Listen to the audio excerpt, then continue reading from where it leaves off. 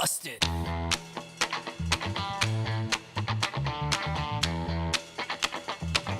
Hello everyone, I'm back for the final excerpt on the Indie Spotlight that Jenny's doing on her blog. Again, I'm so honored to have been chosen by Jenny for this month's Author of the Month. It's really, I'm just blown away. It's a big honor, and I'm so happy that I get to share some of my words and read the beginnings of some of my stories to you.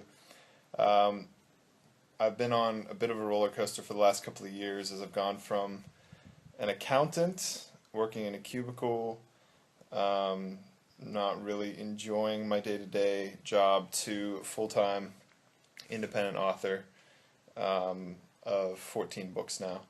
And it's people like Jenny who have made it possible, and also people like all of you who give my books a shot, even if you haven't heard of me before. So I really appreciate all the support, and I just hope I get to keep doing this for a very long time. So, down to business. Today's excerpt is from The Earth Dwellers, which is, I just want to give you a bit of background on it because some people might be ready to dive right into the book, but this is actually the 7th book in a combined series. It all started with the Dweller Saga, the Moon Dwellers, the Star Dwellers, and the Sun Dwellers, which was originally planned to be a trilogy. And then halfway through writing the Star Dwellers, I came up with another idea for a sister series, a trilogy called the Country Saga, which is Fire Country, Ice Country, and Water and Storm Country. And as I was kind of going through this process, it just all came together in my mind that this could be something hopefully special, where I've taken the two trilogies and brought them together for a final book where the characters, the plot lines, the settings, they all converge into one. So keep that in mind. This may be a bit spoiler-ish. I'm just going to read the first couple of chapters, so it might be a little bit confusing if you haven't read the other 6 books. So in terms of reading the other books, you have to read them all before you read this one. Otherwise, it really will hurt the experience. So I highly recommend that. And you can read them really in any order. You don't have to read the Dwellers first and then the Country. You can read Country and then Dwellers. You can read the Moon Dwellers, then Fire Country, then the Star Dwellers, then Ice Country, and etc. You can mix them up a little bit. As long as you read each of those trilogies in order, you're fine. So whatever kind of works for you. And then you can read the Earth Dwellers as the final book, and hopefully it caps everything off. And it's really been a long journey for me. 18 months, 7 books, more than 600,000 words, and it's just I can't express enough how much it means to finish this project and to finally bring this series to a close for all the readers who have stuck with me for so long and become very close friends to me. So, without further ado, I'm going to get through the first 3 chapters of The Earth Dwellers, each one from a different point of view. So chapter 1 is from Adele's point of view, from the Dweller Saga. I blink against the blinding sun and the crimson sky and the birds wheeling overhead, and they're still here. My mind is spinning, whirling, remembering. The long journey with Tristan through the rock-surrounded shaft, the exhilarating walk down the tunnel to end all tunnels, the thrill of stepping out onto the surface of the earth, of kissing Tristan, of breathing the real air. And then the 3 girls appearing as if from nowhere. But no, they step from the shadow of the very rock looming behind us. The middle one asks a question, something about who we are, and a sun goddess, right? One that's still hanging in the air, patiently awaiting an answer. I open my mouth to speak, but nothing comes out. Not a breath, not a word, not a sound. Thankfully, Tristan answers for the both of us. I'm Tristan Nayland, a sun dweller, and this is Adele Rose, a moon dweller. We've come from the depths of the earth. The girls just stare at us for a moment, the 2 on the sides not smiling, but not frowning either, just staring like we're covered in filth. The one in the middle, however, is wearing a thick scowl, her eyebrows bent and threatening to pinch her nose. I want to look away, to avert my eyes under their scrutiny, but I don't. I stare right back. They're wearing very little clothing, just small swatches of material that appear to be some kind of animal skin, around their chests and torsos, They're beautiful and dark and, strangely, remind me of Cole, who I haven't thought of in a long time, not because of their skin, which is several shades lighter than his shadowy complexion, but because of the undercurrent of energy that seems to surround them, both dangerous and exciting, and the kind you want on your side. Especially the middle one, the frowner, who's musclier than I am, her toned, tanned arms hanging loosely at her sides. And then not. In a split second she's managed to whip out a long blade, glinting in the sun. "Now, Sky," the tall one beside her says, her voice smooth and almost soothing. She reaches out a hand and touches her fingers gently to the middle girl's arm. Sky, I assume. "They're burning glassy baggers, Wild," Sky says, her eyes darting between Tristan and me. "We don't know that," Wild says, firmness in her tone. Shaking off Wild's hand, Sky steps forward, spinning her blade casually. "You're from the Glass City," she says, not a question. "No," Tristan says. "Yes," she says, "only the Glassies are vomited from the earth." "Welcome to Earth," I think wryly. "No," Tristan says again, but there's less conviction in his voice now. This girl's out of her mind, about 2 pebbles short of a cave-in. She won't listen no matter what we say. She's convinced we're these Glassies. Whoever they are, they must be her enemies. For the first time, I'm thankful Tristan and I thought to bring our swords to the surface, for protection, though I prefer to fight with my fists or a staff like my father taught me. When facing the sharp edge of a blade wielded by a crazy woman, I'll take my sword. Before she can take another step, I reach over my shoulder and slide the deadly steel weapon from the sheath running down my spine. "Back off, we're not who you think we are." My voice is a growl rumbling from my chest. The girl called Wild, who, despite her name, seems the calmest and most in control, steps forward, one hand outstretched toward me and the other once more on Crazy Girl's arm. "There's no need for that," she says to me. "Tell that to Short Fuse over there," I say, pointing the tip of my sword in Sky's direction. In the time it takes me to blink, I've got an arrow aimed at my heart, knocked on the bow of the third girl, the skinny one, who I'd almost forgotten about. From my training in archery with the Star Dwellers, I can tell she knows how to use it. I can't count on her to miss. "Whoa, whoa," Tristan says, extracting his own sword from his belt. "We all need to just calm down." "Then tell your glassy friend to stop pointing her searing sword at my sister," the skinny girl says. "So she's the sister of the crazy one. Let's hope insanity doesn't run in their family." I glance at Tristan and he nods. I lower my sword halfway, but not enough that I can't defend myself if Sky takes a swipe at me.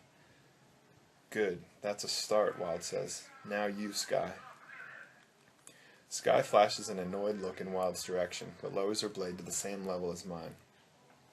Despite her more relaxed stance, the tension remains in her body, her muscles taut, her knuckles splotched with white as they grip the hilt of her weapon. "And you, Sienna," Wild says. Sienna, the sister. Wild, Sky, and Sienna. Earth dwellers? Sienna continues to peer at me down the length of her arrow, and I can't help but hold my breath. All she has to do is release it, and I'm dead. Whose stupid idea was it to come to the Earth's surface anyway? Oh, right, it was mine. "Sienna," Wild says sharply, and the skinny girl lowers her aim, releasing the arrow with a dull thwack, embedding it into the dry earth. "We don't want to fight," Tristan says, lowering his own weapon. Speak for yourself, I think. The way Sky continues to glare at me makes me want to crack a forearm shiver across her jaw. Why does she hate us so much? She doesn't even know us. Sky shifts her death stare to Tristan. "You should have thought of that before you murdered our people, before you declared war on the Tri-Tribes." "Murder? War?" "The Glassies, the people she thinks we belong to. The Glassies murdered your people," I say. "Don't play wooloo," Sky says. "You were probably there with the rest of them." "We don't even know who the Glassies are," Tristan says. "I swear it." "Swear on the sun goddess," Sienna says. She pulls another arrow out of the pouch strapped to her back. Doesn't knock it, just holds it, like a warning. Lie and die. "I don't know who the sun goddess is," I say, "but I'll swear on her and my life and the lives of my mother and sister too, if that's what it takes for you people to listen." Sky suddenly stabs her sword into the ground, chews on her lip, sighs as if exhausted. "If you're not Glassies, then who the scorch are you? You're as white as the snow-capped mountains of ice country, but you're not icers, not dressed like that. And you're not soakers, 'cause you're not freckly and don't smell like the big waters. With your pale skin, you can only be Glassies. And what in the big bald tug are you wearing over your eyes and on your heads? Looks like something them Glassies would wear, ain't no mistaking." "Damn it," I say, shoving my own sword into the ground. I'm angry and the sun isn't helping. It's hotter than I ever could have imagined, drawing sweat out of my skin like I've been running laps around the girls in front of us, rather than just standing here across from them. We're not freaking glassies. I rip my sunglasses off, but the light is so bright I have to shut my eyes, so I put them right back on. The brim of my hat casts a shadow down to my chin. Amidst the confrontation, I'd forgotten we were wearing them until Sky pointed it out. Adele, stay cool, Tristan says, sliding his sword into his belt. Turning to our adversaries, he says, forgive us. We're not used to the heat, the sun. We just came up here to have a look around. We don't know who the Glassies are. He stops suddenly, like he's been slapped. The Glassies, he murmurs, almost under his breath, trailing off. Tristan, I say. What is it? Adele and Tristan, Sky mutters. What kinds of names are those? I ignore her, my attention fixed on Tristan, whose eyebrow is raised to the red sky. Oh no, he breathes. What? I ask again. I think the Glassies are the Earth Dwellers, he says. That's chapter 1 from Adele's point of view. As I mentioned in the other two videos, I'm in Santorini, Greece right now with my wife, and it's a beautiful, beautiful day, although a bit on the warm side, well over 90 degrees Fahrenheit, 32 degrees Celsius. We'll go for a dip later in the beautiful Mediterranean waters. But for now, I gotta finish these readings for my good friend Jenny and for all of you. Alright, chapter 2. This is from Sienna's point of view, just after the scene we just witnessed. I don't know what it is, but I like something about this girl, Adele. She doesn't look like us, certainly doesn't talk like us, but the way she didn't back down from Sky, never so much as looked away, reminds me so much of my older sister I can't help but like her. If there's one thing I learned from all my experiences, it's that you can't judge people until you get to know them. The Icers, who I thought were the baggards of the earth, turned out to be mostly okay, except for Mad King Goff, who was leading them. And the Stormers, who at first I had hated, were really the ones trying to do the right thing. Even the Soakers, despite their roughness and somewhat creepy lust for war and blood, weren't so bad once the devil incarnate Admiral Jones was dead. Scorch, my sister Jade even has a thing for one of them, and she was a slave for 6 years, so she'd know the good from the bad. Now Adele is staring at the guy, Tristan she called him, with such intensity I almost want to laugh. But I also want to know what they're talking about. What's an Earth Dweller, I say, thinking of Perry right away. My prickly friend is most definitely stuck in the earth, so I suppose you could call him an Earth Dweller. But Tristan doesn't seem to hear me, or if he does, he ignores me, because he and Adele are staring at each other. Adele says, President Lecter is slaughtering their people? Like it's a question, but the look on her face tells me she's not looking for an answer. She's gone even paler, her cheeks a white sheen even under the shadow of the ridiculous piece of stiff cloth on her head. Who the scorch is President Lecter? Sky asks. Adele and Tristan both turn sharply toward us, like they're only just remembering we're here. Tristan's hands are tightened into fists, which are turned slightly pink under the hot sun, like he wants to punch someone. If he tries anything, I'll feather him with arrows quicker than he can say sunburn. He's a person like us, Tristan starts, but then stops suddenly, shaking his head.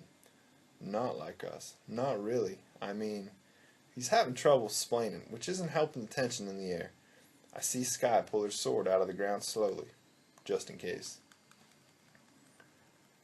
Let me, Adele says gently, placing a hand on Tristan's arm, which is now trembling slightly.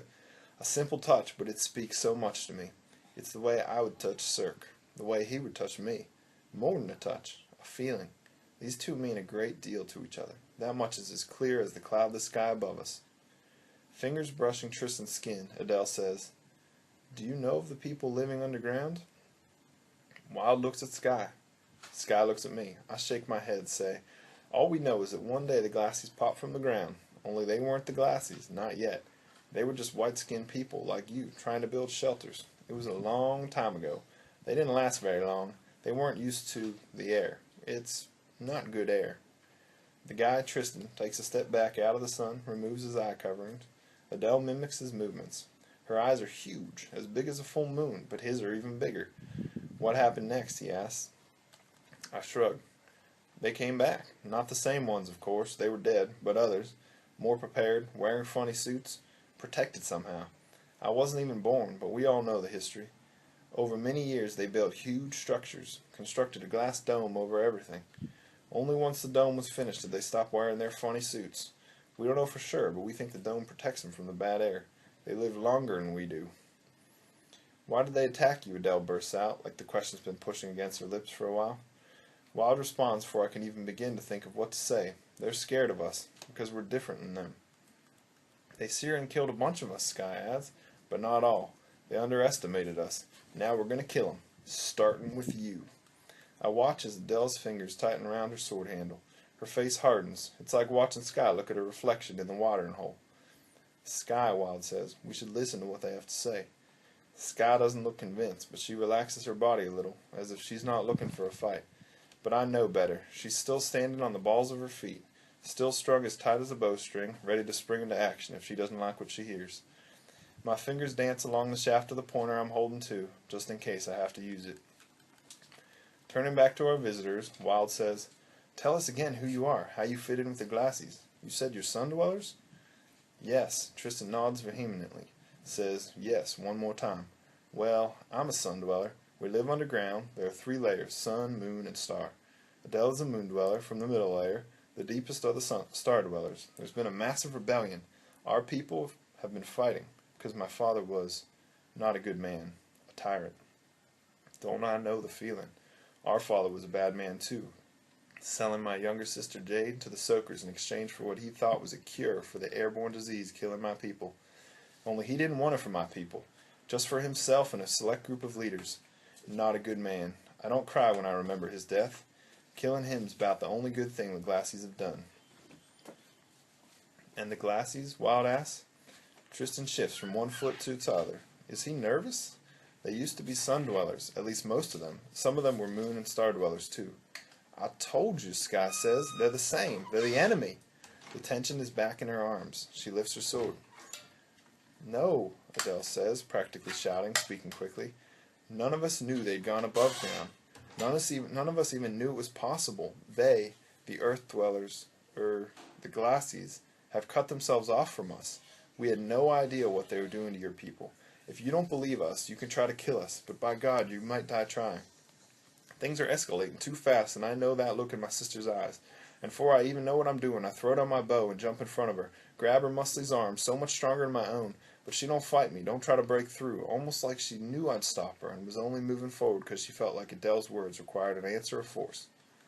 Behind me, Tristan says something I never could have predicted. We killed my father because he was evil. If President Lecter is as evil as you say he is, we'll help you kill him too. And that's chapter 2. Moving on to chapter 3, the final chapter for today's reading, and this one is from Daz, the main character from Ice Country. I don't mind the deepening cold as we trek up the mountain. It's familiar, like an old friend, crisp and alive, even as it creeps through my boots to my toes and reddens my nose. Do you think much has happened since we left? Buff asked. It hasn't been that long, maybe 2 weeks. Despite the short length of our excursion away from Ice Country, there's only one answer to my friend's question. Yes, I say. The only question we asked Wild before we parted ways was whether our families were safe. Knowing that was enough. Now I wish I'd asked more, like, how is the new government coping, and has King Goff received his sentence yet? Daz, Buff says, snapping me away from my muddled thoughts. Yeah? His only response is a hard-packed snowball to my gut. We've reached the snowfields. I respond in turn, pelting him with a slush ball that's filled with gravel and twigs. And then we're both whooping, relishing the powdery snow beneath our boots, our legs churning, suddenly zinging with energy, carrying us up the slope. We reach a rise, laughing and panting, elbows on knees. This is Ice Country. This is my home. Wild's revelation echoes in my ears. The Glassies spoke of the risk to the Icers too. How now that King Goth has been overthrown, they can't trust the people of Ice Country either.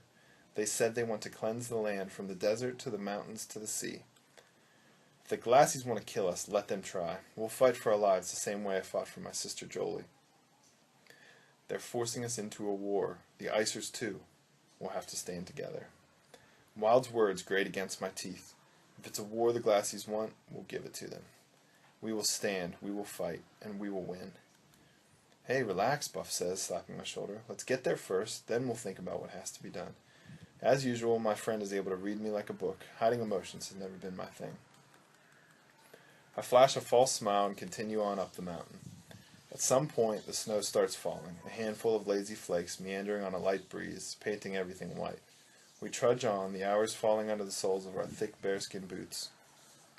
I wonder where Sky is, whether she and Wild and Sienna have met up with their spies yet, whether they're making their way back toward wherever the Tri-Tribes are camped out. The Unity Alliance, the Tri-Tribes, the Heaters, the Wild Ones, the Marked, and us, the Icers, joined together as one, stronger together than apart. Fighting together is our only hope against the Glassies. Now all I have to do is convince the new government. It shouldn't be too hard, especially considering my friend Yo is one of the new leaders, a member of the freshly created consortium. He represents the Brown District. Funny how quickly things change. Just a few weeks ago, Yo was just a bartender, a businessman, a tavern owner. Now he's helping to shape the future of my people. Lost in my thoughts, I barely notice when Buff stops me with an arm. Well, what? I say. Then I see it. The edge of the village, the first houses, the Brown District. And I can't stop my feet because they have a mind of their own, and Buff is right behind me, and we're able to run fast now because the snow is hard-packed and trampled from people's feet, and carts, and kids running and playing. Houses blur past on either side, some black and charred, still not repaired from the attack by the Stormer Riders, others being rebuilt by men who are hammering away, clinging to roofs, climbing ladders, banding together to help one another like people should. A swell of pride fills my chest, but I don't stop, can't stop to enjoy it, because I'm so close, so very close. A familiar shack of a house appears on the right, and I'm not surprised when Buff manages a burst of speed to pass me, barging through the door like a battering ram, his boulder-like frame thudding solidly against the wood. I follow him through. A half-dozen kids are attacking Buff, leaping on his back, hugging his legs, toppling him to the floor, his brothers and sisters welcoming him home. Only the eldest, his sister Darcy, stands back from the fray, her hands on her hips. Buff, if you insist on charging into the house like a yag, please at least remove your snowy boots. But she's smiling as Buff peels his siblings off him, regaining his feet and kicking off his boots in the process. Always keeping order in the chaos, Buff says, embracing her. What would we do without you?